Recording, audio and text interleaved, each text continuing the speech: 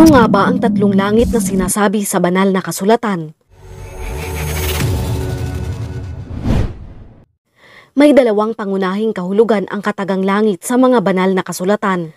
Ito ang puok kung saan nananahan ng Diyos at ito ang inaasahan nating magiging tahanan ng mga banal sa darating na panahon. Tinutukoy ang langit sa iba't ibang paraan. Naglalarawan ito bilang tirahan ng Diyos kung saan naroroon ang kanyang trono at isang lugar ng kagandahan at karilagan. Ang langit ay inilalarawan din bilang isang paraiso kung saan walang sakit, pagdurusa o kamatayan at kung saan ang mga mananampalataya ay perpektong mamumuhay sa piling ng Diyos. Ngunit kung pag-aaralan natin ang mga pahina ng banal na kasulatan, mapagtatanto natin na ang langit ay hindi lamang pumapatungkol sa isa, kundi may iba't ibang antas ang langit. Sa Genesis chapter 1 verse 1, "In the beginning, God created the heavens and the earth." Kung mapapansin sa verse na ito, hindi lamang isa ang heaven na tinutukoy kundi marami. Dito ay tinutukoy ang tatlong langit, may una, ikalawa at ikatlong langit. Ang unang langit ay ang atmospheric heaven o ang atmosphere ng ating mundo. Ito ang mga nakikita natin kapag tumitingala tayo sa taas at lahat ng anupamang nakikita natin o natatanaw sa ating mundo. Ito ay tungkol sa kapaligirang nakapalibot sa ating planeta. Ito ay umaabot hanggang 300 miles sa kalawakan at tumutukoy sa kalangitan. Ito ay tumatalakay sa mga ulap, ibon, oxygen at gas na nagbibigay daan sa buhay sa mundo. Sa science naman, ito ay tinatawag na troposphere na pinakaloob sa layer ng atmosfera ng ating mundo. Ang espasyo sa itaas nito ay tinatawag na stratosphere. Sa Isaiah chapter 55 verse 10, ang ulan at yelo na bumabagsak mula sa langit ay hindi na nagbabalik, kundi dinidilig nito ang lupa, kaya lumalago ang mga halaman at namumunga at nagbibigay ng butil na panghasik at tinapay upang maging pagkain. At ito ang sinasabi ng Biblia patungkol sa first heaven.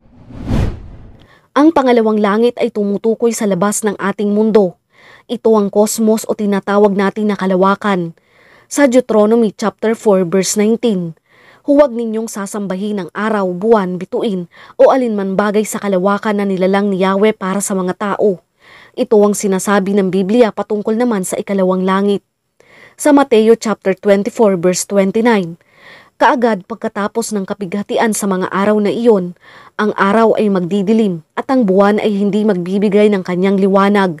Ang mga bituin ay mahuhulog mula sa langit at ang mga kapangyarihan ng langit ay mayayanig." Ito ang sinasabi ng Biblia patungkol naman sa ikalawang langit na tumutukoy sa kalawakan o sa stellar heaven. Ang kalawakan ang espasyo sa labas at sa pagitan ng mga planeta, buwan at iba pang katulad na bagay. Ang huli at ang ikatlong langit, ito ang langit bilang tahanan ng Diyos. Ito ang langit o paraiso na lugar kung saan naninirahan ng Diyos. Ito rin ay tinalagang langit para sa matutuwid at ating inaasahang magiging tahanan pagkatapos ng kamatayan. Sa 2 Corinthians chapter 12 verse 3, "Alam kong ang taong iyon ay dinala sa paraiso. Hindi ko lang alam kung iyon ay isang pangitain o tunay na pangyayari. Tanging Diyos lamang ang nakakaalam." Ito ang tinutukoy ni Apostol Pablo na sinasabing napuntahan niya na ikatlong langit. Hindi ito pumapatungkol sa kalawakan kundi sa paraiso. Sa isa pang kwento sa Biblia tungkol kay Esteban na pinagbabato hanggang sa mamatay, dito ay nakita niya ang ikatlong langit. Sa Mga Gawa, chapter 7, verse 55, "Ngunit si Esteban, na puspos ng Espiritu Santo, ay tumingala sa langit at nakita niya ang kaluwalhatian ng Diyos at si Jesus na nakatayo sa kanan ng Diyos. Kaya't sinabi niya, 'Tingnan ninyo, nakikita kong bukas ang kalangitan at ang anak ng tao na nakatayo sa kanan ng Diyos.'" Doon ay pinahintulutan sa Esteban na makita ang lugar na iyon habang malapit na siyang mamatay. Sinasabi din sa Awit 103 verse 19, "Itinatag ng Panginoon ang kanyang trono sa mga kalangitan at naghahari sa lahat ang kanyang kaharian." Tinuruan ni Jesus ang kanyang mga disipulo na manalangin na nagsasabing, "Ama namin sa langit," na tumutukoy sa ikatlo at pinakamataas na langit. Malinaw na hanggang ikatlo lamang ang sinasabi ng Biblia patungkol sa langit. Ngunit gayon paman, may mga ilang naniniwala tungkol sa 7th heaven at 9th heaven. Ang konsepto ng pagkakaroon ng 7 antas ng langit at 9 na langit ay hindi biblikal.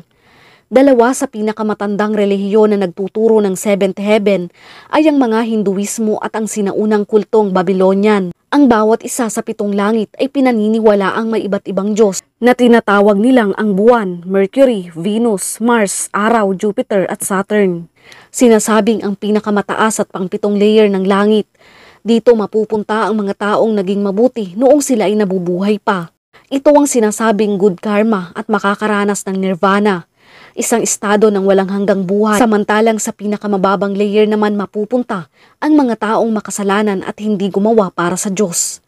Tinutukoy din sa isang epikong tula na pinamagatang The Divine Comedy ng makatang si Dante Alighieri, kung saan sinasabi niyang may 9 na antas ang langit at mayroong iba't ibang Diyos doon. Gayunpaman, ang Divine Comedy ay katang-isip lamang. Pinatunayan ng banal na aklat na may 3 langit at may nag-iisang Diyos lamang. At bagamat tatanggap tayo ng mga gantimpala ayon sa ating mabubuting gawa, hindi kailanman sinabi ng Biblia na tayo ay hihiwalay sa isa't isa, katulad ng mga naunang konsepto ng Babylonia at ni Dante Alighieri. Ipinangako ng Diyos na hindi siya palaging mataas sa atin, ngunit siya ay maninirahan kasama natin. Huwag nating hayaan na ang una at ikalawang langit lamang ang ating makita. Lagi nating tatandaan na totoo ang 3 langit.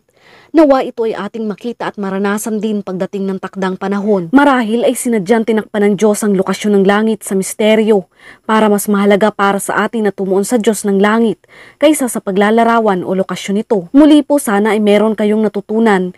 Ingat and God bless!